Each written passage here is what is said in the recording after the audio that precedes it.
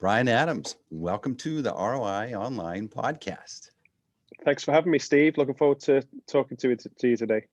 Yeah, me too. So Bryan, the people listening to this podcast, they're wondering, all right, what's the hook here? Why do I need to hang around for this conversation? We need to sell this, right? And so you've got a book called Give and Get. It's on hmm employer branding.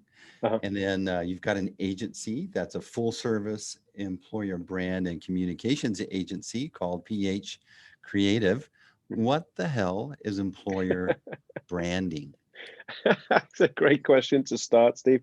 So we started off as an all-service digital marketing agency, and we pivoted probably about 10 years ago into this little space.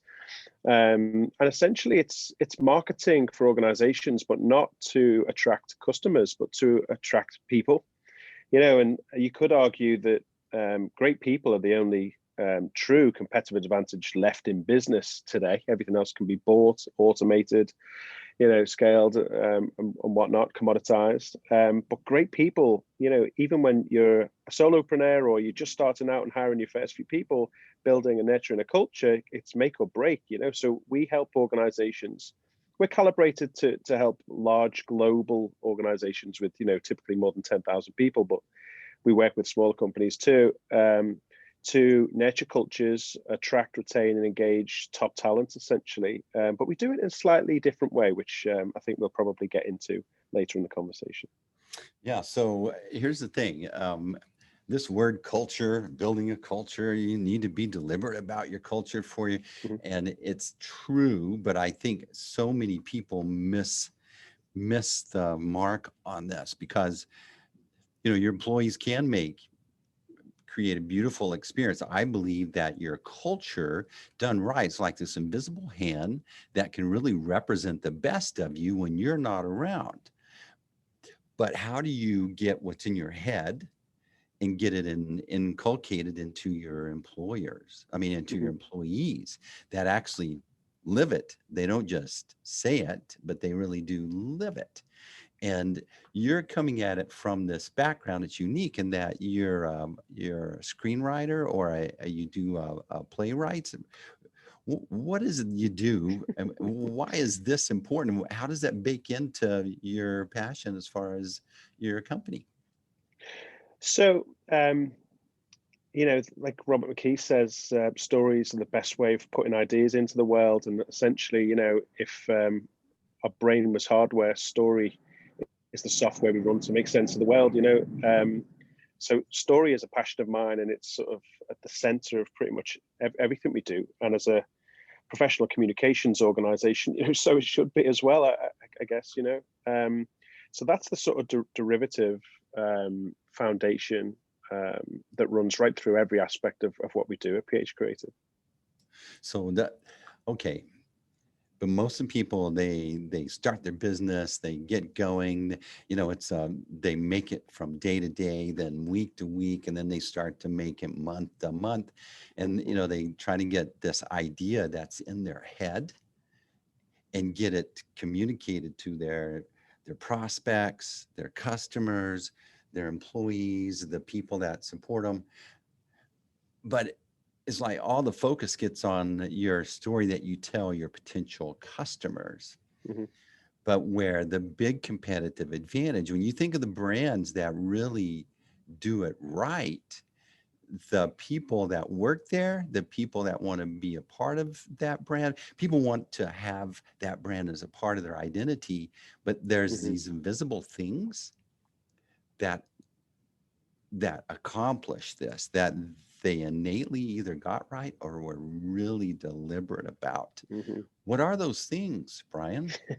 So it's interesting because I think sometimes we talk about culture and it's overcomplicated. Culture is nothing more than a set of consistent behaviors that are visible in every aspect of your company. They turn up every day, and largely it starts with the leaders of the organization. And so it should. So sometimes it changes, gets slightly more complicated when the organization reaches a certain point. But by and large, that's what it is. And the key really is, and the most interesting thing is now even consumers make buying decisions based on how organizations treat their people, their reputation for treating their people. People make buying decisions based on the stories they see of the people behind the brand. So employer brand is becoming more and more prevalent and showing up in consumer decisions, and it's almost blurring the lines between a consumer brand and what's sometimes called a talent brand. So what we specialize in is going into organizations and unearthing the magic, the soul, the essence of what differentiates them and what makes them a unique place to work in terms of what they stand for, how it feels, what the employee experience is, and that sort of it always talks to impact. So does my contribution matter individually? Does the contribution of this organization matter to the world?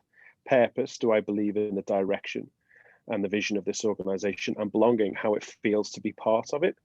So if we can articulate what it feels like and answer those three fundamental questions for an organization, then they can articulate who they are in a very transparent way, so people can make better decisions as to whether to make a life-changing decision to go and work there and whether to stay or not. So that's what employer brand is all about. That's how we sort of look at culture, and those are some of the sort of derivative parts that go into how we do it. So I think that a lot of people, they mesh the words branding, marketing, sales, positioning, they mesh all of these terms together, and it's not clear, the definitions of each and why they're different. Mm-hmm. And so for me, when someone goes, what's a brand? What's the definition of a brand? And then the definition of a brand to me is how you feel after interacting with that brand, that company, Mm-hmm. that person. And an employer brand would be, how does the employee feel after interacting with that company? And it sounds simple, but it's not simple. Yeah, it can certainly get complicated, but I like simple. I like to play in simple terms. I find it easier if we can simplify things. And you're right, a brand is typically what people say about you when you're not in a room. Employer brand is exactly the same thing, but they're articulating the employee experience. Employer branding, the act of branding that talent experience, is providing an articulation and then living up to that consistent experience, so people have the words to describe the truth about the employee experience. And the really interesting thing, Steve, is as humans, we've been told as a kid, straighten your tie, comb your hair.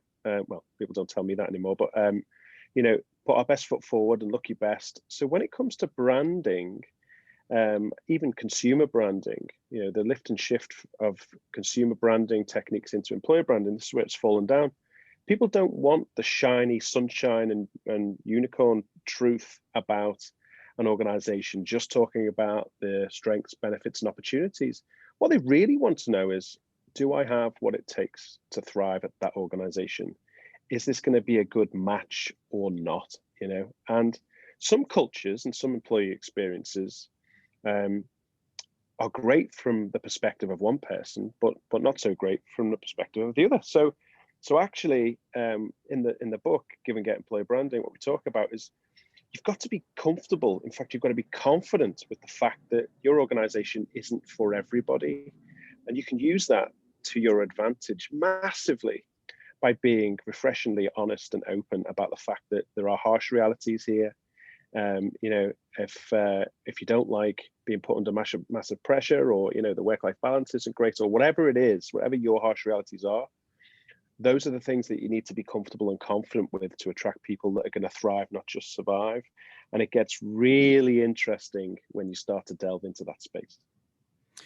Yeah. So the subtitle on your book, I really like: repel the many and compel the few with impact, purpose, and belonging. And it feels very counterintuitive to that you're wanting to repel most of the people. Mm-hmm. And so how do we get comfortable repelling most of the people who wouldn't be a good fit in our organization and feel good about it? and confident about it?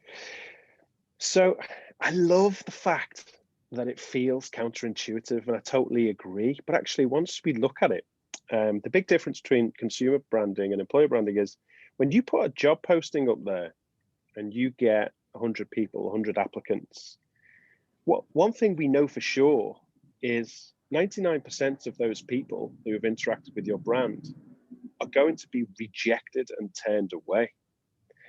So we don't want to just be the most attractive brand across the board when we recruit for the best talent in the marketplace. Actually, if we could only have 10 applications, or the euphoria is just one application, and that's the person we want to hire, then that does not make much more sense. I've never met a head of talent attraction who wants more applications. They want more of the right applications. And what's really cool is still 38% of employer brand leaders will cite an uplift in applications as a success criteria for employer brand. But then as soon as they apply, the recruiters of that organization are inventing technology, they're using automation and artificial intelligence to deal with the deluge of applicants that they don't want.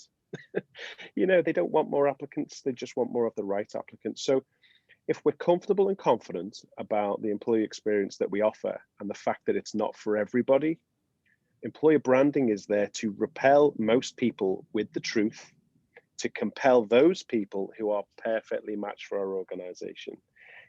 And if we get that formula right, and then we do need more volume, because let's say we're hiring a significant number of people this month, then we can turn up the dials and compel more of those right people. But then we're in the territory of recruitment marketing, not branding. The word comfortable and confident in our culture. Mm-hmm. That's, you think of a life cycle of a business. When you start off, you're not sure what your culture is. You're just wanting to make it we're just wanting to be around after 5 years, but Yes. right. But at some point you can start to settle into the luxury of really defining your culture and being comfortable and confident to the point that you don't mind repelling people. You need good employees, but think of where you are when you're able to kind of settle into that realization that we don't want everybody as a customer or as an employee. Mm-hmm.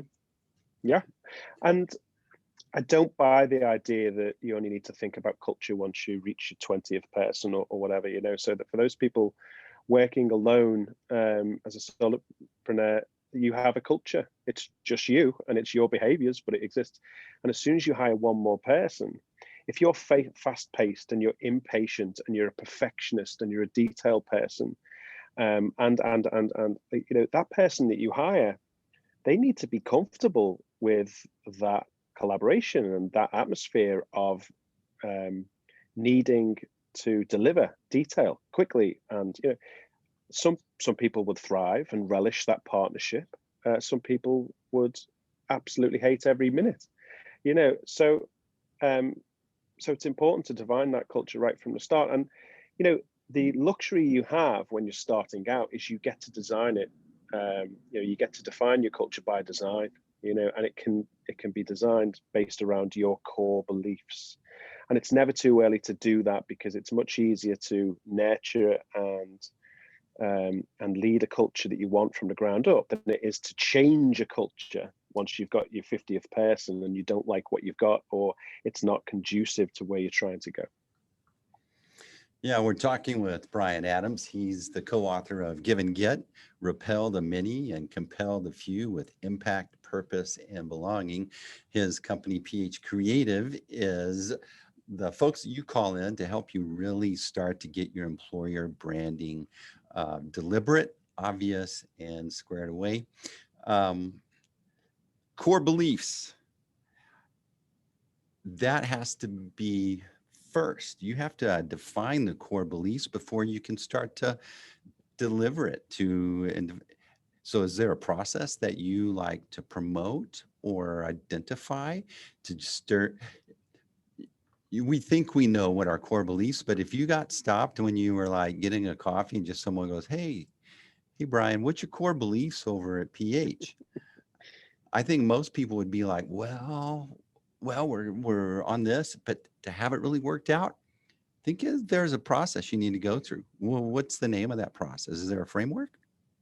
There is a framework. It's all documented in the book, and essentially, it's we call it the give and get employer branding. The framework underneath is nothing more than a series of questions and different research methodologies to get to the truth about what people stand for and believe in.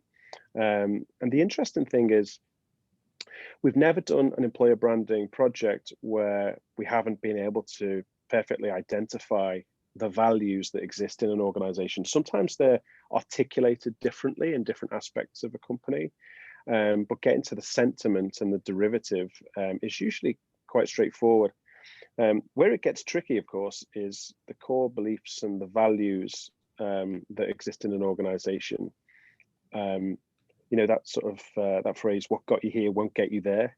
Mm-hmm. When you're in that sort of phase of transition where it's like, well, actually, there's something missing here. We need to introduce something to drive the business forward, or we no longer want that value, or it's no longer sort of fit for purpose. But by and large, the core values and those core beliefs are what will be withstanding, will stand the test of time and be there from start to finish. Sometimes it needs to add, sometimes it needs to be refined, sometimes it needs to be recalibrated or articulated slightly differently, but that certainly is the foundation. So we do a lot of surveying, we do workshops and ask questions and follow-up questions and have conversations. We observe people in organizations, and that research is absolutely fundamental to building a strategy and then bringing it to life, with authenticity. So the core beliefs, they usually come from like the founder or the initial person who got it started. But over time, if you have 50 people that work there, those core beliefs are impacted by even some leading employees or people that start to take over and drive, because what got them started, like you said, is not necessarily that same person's not going to be leading forever. Mhm. Where what are some of the things that you've witnessed or recognized of how other core beliefs come into play that weren't originally there from the founder? So we worked with an organization recently, VF Corporation. So they're the corporation behind Vans and Timberland and the North Face and those sorts of brands. And after our research, we were a lot of the sort of common themes jumped out at us. The core values they told us about were validated. But one thing across the organization, and this is an organization with more than 10,000 people in 50 countries, was this evidence-driven need for. There was this thing called the VF aspect of being nice, being too nice to the point where people wouldn't give feedback that was constructive and productive to making progress and using the most of the intellect and the collaboration around you. So we had to introduce an aspect of radical candor and be clear that this is evidence-based in the fact that everybody recognizes it's missing and holding the organization back. So out of the 4 pillars that we produced, the sort of strategic pillars of the employer brand, one of them was aspirational, that didn't exist, but needed to be implemented to evolve the organization and make them more effective, productive, and conducive. So that's a simple example of, and it's still authentic because it was required. Everybody acknowledged it was required. And now it's articulated, it's out in the open, and people can start to live up to that employer brand pillar that has been strategically put in place. Radical candor. That's uncomfortable for some people. Some people just seem to own it, right? How do Mhm. you implement that exercise where people feel safe to actually be to share what things that they're thinking, and I can Mhm. with candor. Well, that's a great question. First of all, like, it's okay, the fact that the organization's made a commitment to radical candor, and some people will be uncomfortable and they might leave, and that you've got to be comfortable with that. Um, but actually, the process is around looking for very tangible examples of where radical candor would improve the psychological safety, the productivity, the aspects of belonging, purpose, and impact of the organization. And that's done by great specific stories that can be found throughout the organization. And then also embedded in processes and procedures and appraisals and learning and development and all the different tracks of an organization, all the different initiatives. But actually, it comes down to great communication consistently delivered. So radical candor shows up in all aspects of the employee experience. From an employer branding perspective, we start at the storytelling perspective. So we look for great examples of where radical cander's made a difference or where it's needed. And if we can be specific with those stories and use good story architecture that's repeatable and scalable, shareable, relatable, then it really does help solidify that change that you're looking for, and people start to believe it because they see employees or associates throughout the organization verbalizing radical candor in their own environment, so it's authentic and transparent, and so that's the foundation of how we introduce something new. So give us an example of a good story architecture that, yeah, that's an example of what you're sharing. So good story architecture. So if we use the radical candor example, so we could go into an organization and let's just say it's the South Korea manufacturing department for VF. I'm just going to make this up. And somebody's career has been held back. They thought they were doing a good job. They're doing everything they're being asked to do. But until recently, when somebody said, hey, you need to improve, you need to turn up to meetings on time because, it's reflecting poorly on your professionalism, or you need to pay more attention to detail in this aspect, or, whatever it is. Having somebody tell that story from their perspective, maybe we use the feel, felt, found story structure. I know how you feel. I felt the same way, but what I found after turning up on time and having more attention to detail was people took me more seriously. And when I applied for that promotion, I actually got it because I fitted into the culture and everybody was happy with my behavior, and so on and so forth. Or you might use the and, but, therefore story structure, which is basically telling a story of the and aspect is the sort of status quo. I've worked in this team for years. I get on great with everybody. I just felt a little bit, it felt difficult to progress, but I'm comfortable. I'm doing my work well. I like the people around me. Everything's great, but I felt there was something missing and I wanted to get that promotion and something was holding me back. Therefore, I asked for feedback. And for the first time, people gave me radical candor and it made a significant difference to my life. A weight was lifted. I knew exactly what I needed to do to progress. I did it. And now my career is flourished and thrived. I actually feel closer to the people around me. So using the and, but, therefore story structure, giving that to people and applying it to their own situation, it's a really easy story technique to use to collect stories that support the employer brand that you're trying to implement. Does that make sense? Yeah, that's excellent. Appreciate that. So when you wrote the book, who specifically should read your book? When you wrote it, you had that person in mind? Mm-hmm. Yeah. So there's a couple of, we use what we call personas. And so first of all, any employer brand or sort of cultural leader persona, anybody responsible for the culture of their organization, first of all. And in a large global organization, that might be an employer brand manager or director. But also for anybody starting an organization who wants to start a people-led organization who has a fascination or a priority focus on building a culture from the ground up and getting that people strategy right. This is for them.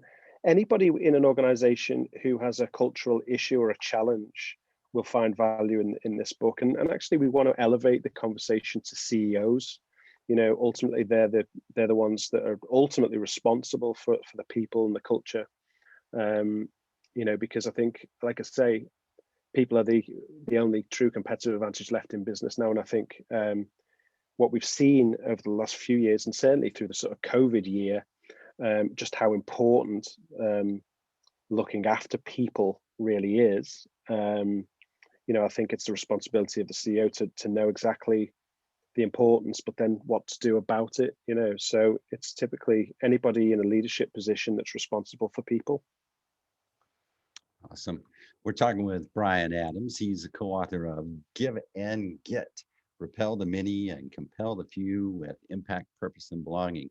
It's a way that his book gives you, provides tangible steps to help you recruit the talent you have and to set you up to win more than your share of top talent in the future. So, Bryan, in your spare time, you're writing. You tell us give us a little insight of your personal passions there. So I've always played with this. A long time ago, when I first started the organization, I had a debilitating fear of public speaking, and I almost lost the business because of it. It held me back from going out and winning business. And actually, I did a stand-up comedy course to overtake that fear, to get past that fear. And I did not become a stand-up comedian, but what I did become is a sort of lifelong student from that moment on, in terms of communication, story, architecture, and structure, and just the fascination of the power of story. So since then, I've studied that. I've done many sort of workshops and read all the books. And I know you're a Donald Miller fan, is that right? From a story brand. Like I've interviewed Donald on a podcast I did a few years ago, and spent a lot of time in that sort of space. And marketing the agency and sort of going through my sort of professional career, I've always used movie analogies because I just love film and I love story. And now we've got a small production company as part of the PH group, because when we develop and employ a brand, the best way to bring that to life is to tell stories and use film and video. And we do that even with drama-based scenarios to make a point. So it's definitely something that has been part of my professional and creative life over the last sort of 20 years, really. And my ultimate goal is to make a feature film, and pursue that sort of career. That's what it's all sort of working towards. So one fine day, if I sell PH, that's what I'll do. So, I really help folks understand that our brains crave information that honors the rules of story. Our always will, always have. And as leaders, it's one of the things, the biggest challenge that we have is getting what's in our heads and getting in a format where people can quickly listen and hear it and remember it. Mm-hmm. And the reason that story is so effective is because it stimulates an emotion in us. And when emotion gets involved, then we remember, we connect, we assimilate it. Where did the light bulb go off for you when you were doing the stand-up stuff? When did that? Because obviously you go in and you're like intimidated, you're going to do this, but then one day you Mm-hmm. see, oh, that's all they're doing. Yeah. It was a 6-week course, and I remember I lost 18 pounds in weight. So it's a great weight loss program, purely through just the terror. I don't think I ate or slept for 6 weeks. But the light bulb moment went on for me, the sort of fight or flight sort of sheer terror moment was when I could cling to a formula of how to construct a joke, how to put things together. It's just the setup, the reveal, the pullback, all of that sort of good stuff from a comedy perspective. And the way my brain was wired, I was like, okay, this is like my sort of life raft, my safety net. I can do this now. Once I got my head around it, I had the confidence to sort of push through it. And didn't didn't become a stand-up comedian, but I got some laughs in the right places, and it was life-changing from the perspective of confidence. And it made me think, okay, it made me face my fears like head on going forward, but B, it always made me look for, what's the success formula? And it started a fascination with universal communications, and that's where I was introduced to story. It's interesting how it impacted your leadership abilities. If you think about the thought leaders that we follow, they've gone through a deliberate exercise of learning those things. Mm-hmm. We just think they were born that way. Oh yeah. But in most cases, that's not true. Mm-hmm. Yeah, absolutely. I mean, I think there's a famous study of how Steve Jobs communicates, and it's now the blueprint template for delivering a TEDx talk, which takes your audience up and brings them down. The cadence, the tone, everything, can be studied and perfected and worked on. And it's just so important, isn't it? Even down to the number of times you have to deliver a message for it to be delivered and actually sort of received. There's so much to it, but just covering off the basics and just making a start with story and deliberate communication can have a profound difference on your performance as a leader, or even just a teammate in a company, or a social aspect as well. We were talking before we started recording. You're from Liverpool. It's obvious by your accent. Not really had to ask for clarification on that, but one of the things that I learned from Malcolm Gladwell's book, which relates with Liverpool, is the Beatles are from there, but they went and they did something repetitive over and over and over before they got into this zone of expertise. Mm-hmm. And this delivery takes a certain number of repetitions before you kind of become comfortable and put in your flavor of creative on top of that framework. Mm-hmm. What are some of the things that you could coach others to start to consider or embrace to help them get the lessons that you've learned in that process? Yeah, so it's good question. And I think you talked about you referenced the framework and formula earlier on, and the give and get formula is unique in the fact that most employer brands just talk about the strengths, benefits, and opportunities that are on offer. But the give and get is exactly what it sounds like. It's, if this organization is going to give you these things, here's what you've got to put in return. And the formula of, so each sort of common theme you find within your organization, let's just say it's an attitude of, I'm thinking of a specific client now, who one of their pillars is bring it on. And that bring it on pillar, the branding pillar, articulates what it feels like in terms of the attitude towards something. You've got to be up for a challenge. You've got to bring energy. You've got to be action oriented, and so on and so forth. And if it just stopped there, that would be fine. But from a formulaic framework perspective, going to the lengths of articulating, if you bring that attitude, here's what you can expect to get in return in terms of career opportunities, acceptance, support, advice, being stretched, and find yourself outside your comfort zone, and all of those different things really helps to crystallize what it feels like and what's to be gained from that employee experience. So just by using the formula to identify the common themes within your organization and the give as well as the get, what you've got to put in order to get that out, is a fantastic, simple, basic formula that anyone can use that makes sense to your audience, that will be appreciated to candidates and employees alike, because it's like, okay, I can get my head around that really easily.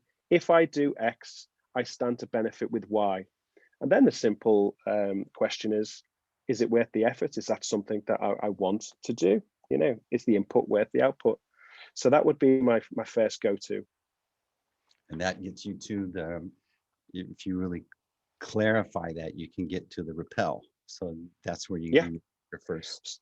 Some people would look at that input output and say the input is not worth the output to me, and that's okay.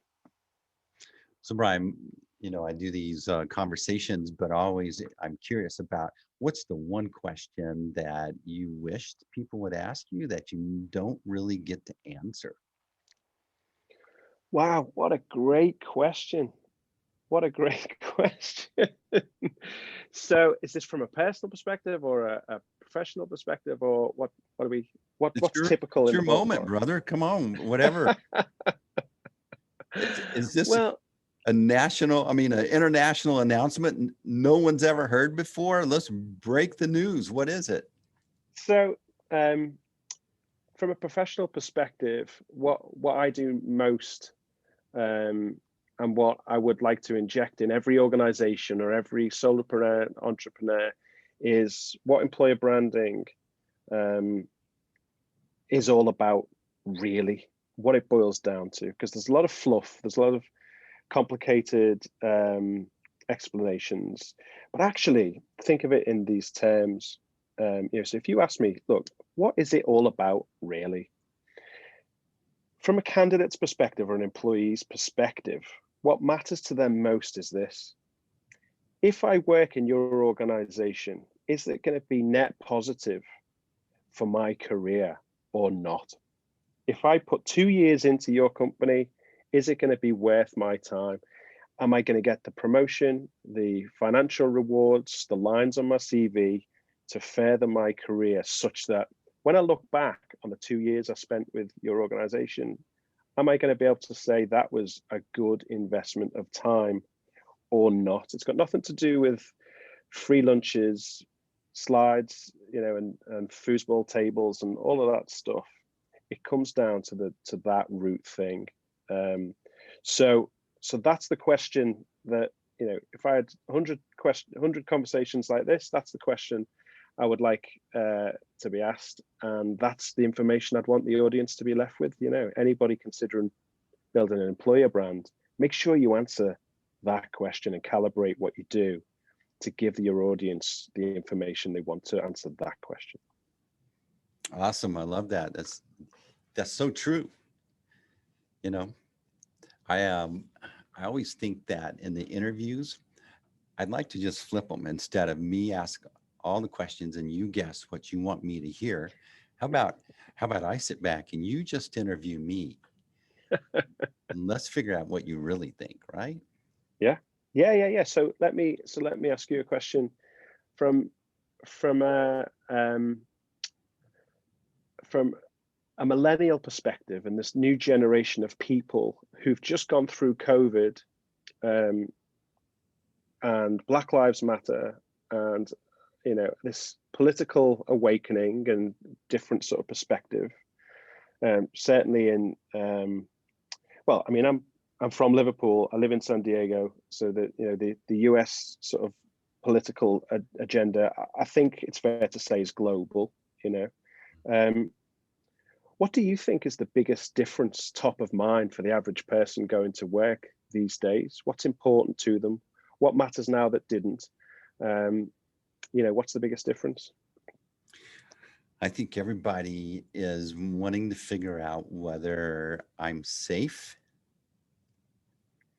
if you understand me, Mm-hmm. and then if I can be a part of something that's bigger than just me. Yeah. So I can't, like you were saying, but I need to have something to show for my time here, Mm-hmm.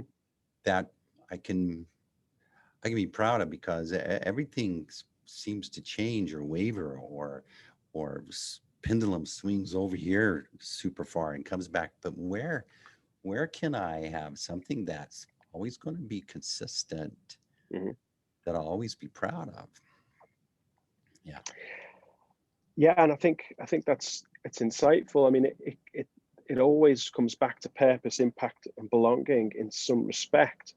But I think on top of that, now we're seeing the career catalyst aspect that I was just talking about, the culture piece, which isn't going away ever, and then the final thing is a conversation around citizenship, which for me is rising in the conversation and heightened in the sort of priority of people's consciousness now, given what's happening around them. The derivative root is always impact, purpose, and belonging, but it's articulated in a different way now because of what's going on around us. And it's our job as business owners and leaders to be able to move with the times and move with the environment to remain relevant and demonstrate empathy, compassion, and integrity around those things. So whenever we put an employer brand in place, we want to get the foundation that's going to serve you well over a number of years. But your shop window, your employee value proposition, needs to constantly move with the current environment, the current situation economically, socially, and the direction of your business as well. So it's fascinating, and it keeps me busy because it's a moving feast. But being a lover of story and human psychology, for me, there's no greater place to play.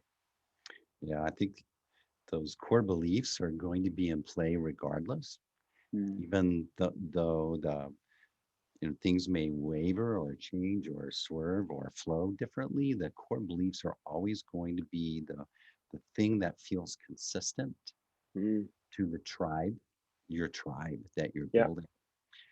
Yeah.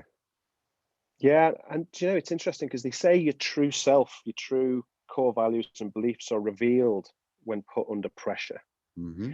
And because you can say these are our values and beliefs in fair weather, you can say whatever you want, but actually when times of challenge, difficulty, and adversity, like we've just had in 2020, that's when your true values and beliefs are revealed. So that's when you find out a lot about yourself, the people around you, and your organization, how they interact, behave, support, appreciate, acknowledge, etc. So what a great exercise from an employer branding perspective is look back on 2020 and say, okay, who did we say we were and who showed up? Yeah. Because the consistency between who you said you were and how you acted 2020 is probably the best research and the best proof that you are who you think you are. Because that's one of our, we ask people for questions. We ask people questions about, tell us a time when you were put under great pressure, how did it feel?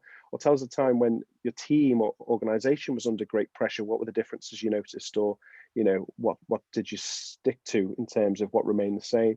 It's really insightful, that information, because it really is very revealing about who you are as a culture.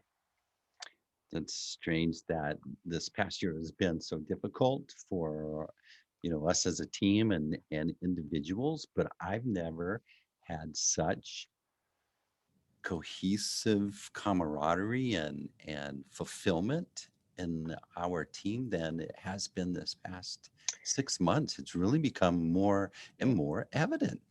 Yeah, and we've seen it through our research, through our own team, through our clients, and just general sort of conversation online as well. People are disparate and scattered and more physically alone and apart than ever before. But some organizations have a sentiment and a feeling of togetherness like they've never experienced before. And, for me, that means sometimes the people you take for granted that are going to sit next to you and make you that coffee in the morning and you chat at lunch and all that kind of stuff, you take that for granted, that relationship. When you're apart, you've got to actually work to maintain, and it makes you think with empathy and compassion and understanding. So consciously, you're having to do things that you would do subconsciously during normal times, whatever normal is now. So those organizations who do have a cohesive, authentic culture have actually strengthened this last 12 months, and it's super interesting because that was one thing that was surprising, like a light bulb went on for me, and I'm in this space as well. And that was a really interesting learning. I was like, wow, why is that? And thinking about it, it's because it takes greater effort, and it's a conscious decision. So I think a lot of people have experienced that last year, and it's stood them in great stead going forward as well. Wow. When you were talking, I was thinking of the foxhole. When the soldiers are under fire, and it's like, I just need someone that's going to watch my back while I'm trying to handle my stuff over here, Yeah, yeah. and I've just felt that with my team. Mm. Yeah, and I think a lot of people will be listening to this sort of nodding along, because we've needed it. And just if you think about the first few Zoom meetings you had, video Zoom meetings with your team, where they were embarrassed about their partner walking behind them, their kids, or a cat jumping up, and all the rest of it, to now where it's almost celebrated, it's enjoyed, it's just part of everyday life. The perception and mindset shift has been phenomenal, hasn't it? And it's a big tangible difference to what we were just 18 months ago, and in some cases some beautiful stories, and seeing people's kids and their partners and their pets and animals and all that kind of stuff helps to humanize and contextualize who you are and what you've got going on, and it does bond people together, and it's a beautiful thing. Agreed. Bryan, you've been an awesome guest. I appreciate you very much. Thanks so much. Do you know, a really good sign of a podcast conversation like this is if you just forget it's a podcast interview. And I've just really enjoyed talking to you, Steve. Been a pleasure. Well, thanks, Bryan. I appreciate that very much. I've enjoyed it as well. It's, you start and have these conversations with so many different people. And I've noticed that the quality, the sooner you can establish rapport naturally, is like when the quality of the conversation goes way up. So I appreciate that from you very much. Great. Well, Bryan Adams, Give and Get, the co-author of Give and Get. You need to get the book, Repel the Many and Compel the Few with Impact, Purpose, and Belonging. Bryan, anything else you want to share, how people can get in touch with you or how you like to be contacted?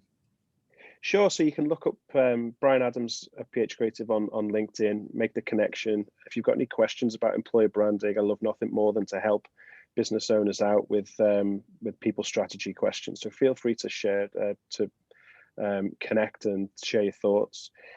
Check out ph-creative.com, our website, for a little bit more insight into what we do. And other than that, thanks for dialing in and listening. And of course, buy the book on Amazon. That goes without saying, right? Yeah, exactly. You guys go get the book. Shouldn't forget that bit.